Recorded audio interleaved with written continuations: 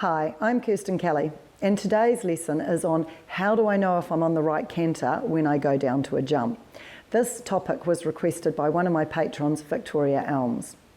So besides getting to a distance and finding that it's a terrible distance, is there a way that you know that you can find out quickly whether you're on the right canter?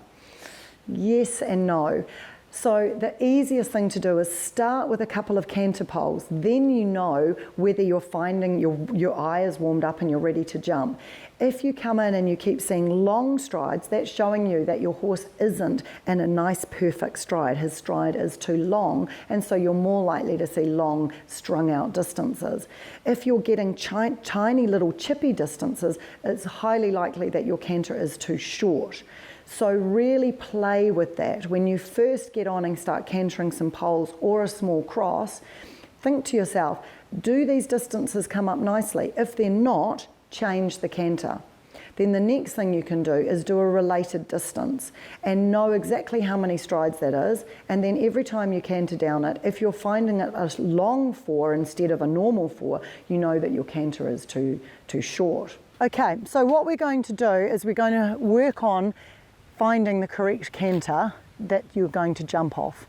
Okay, because some horses need to be a little bit more forward, some need to be shorter and bouncier, and so we're going to get you to jump a couple of fences and look at the size of a stride and see what sort of distances it gets you. So what we're looking for is, you know, the canter pole exercise, we're trying for that sort of 6 canter, so that shows you that you had a nice sort of rhythmical balanced stride with a normal size stride. Okay, so let's come canter these 2 fences just to warm up. So you see there the canter was quite big and forward, and then the distance was quite big and forward. A big canter is going to encourage you to go longer. So he's just starting to settle into a nicer rhythm now, so that's good. Think about keeping the same rhythm. So you see he had a perfectly sized stride.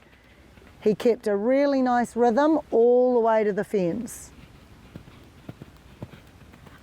That's it. So the stride was easy and rhythmical. That was a really nice job. Good, Amy. Good. Alrighty, let's go back to the other rein. Have a little jump a couple of times the other way.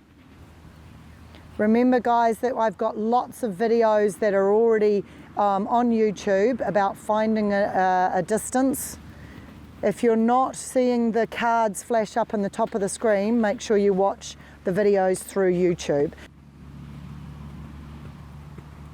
That's it. So you see he was a little braced through his neck because the canter was too small, and then he didn't use his back legs properly.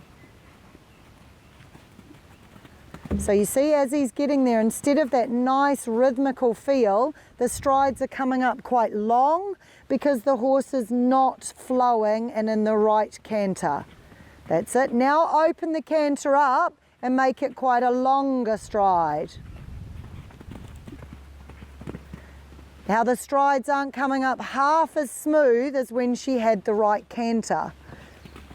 And you could see every stride is awkward. We're getting short, chippy distances compared to before when he was in a smooth stride. Steady him.